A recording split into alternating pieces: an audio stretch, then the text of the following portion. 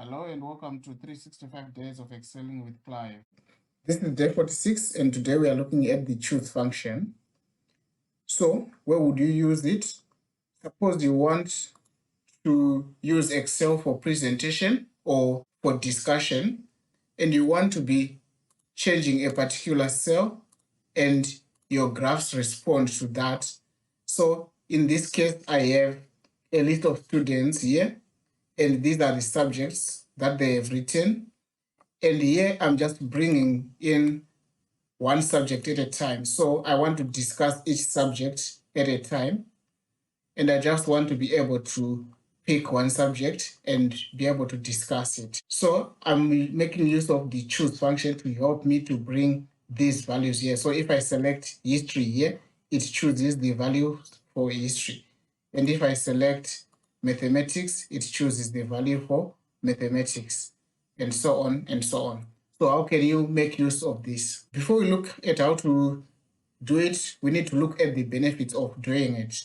So a traditional formula that most of the people use is the Vlookup function. What the Vlookup function does is that it looks for a particular criteria and gets the value from the table of array here.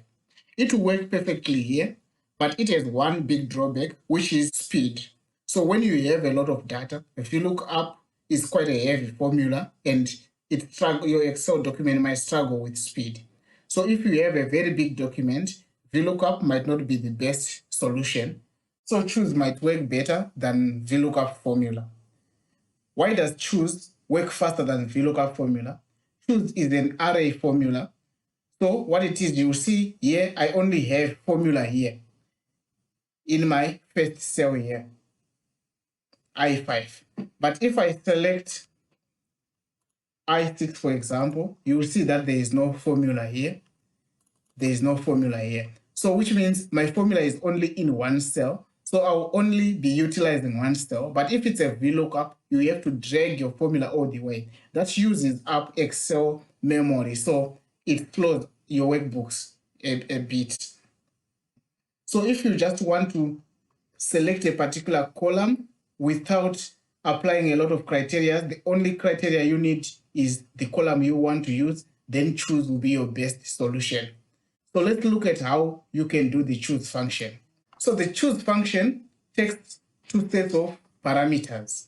The first set of parameter is what the criteria you want to use to choose. Then the second set of parameter is the array you want to choose from, or the list of arrays you want to choose from. So let's do it. Now, here what do we want to choose? So to write the formula, you just start by typing choose.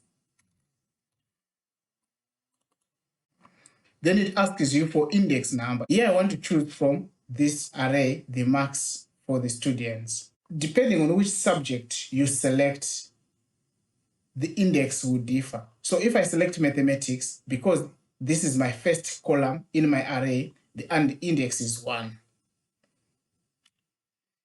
And if I select science, the index becomes 2, and so on and so on. Then it says the values I want to choose from. So now I have to give the values I want to choose from, so each column separately.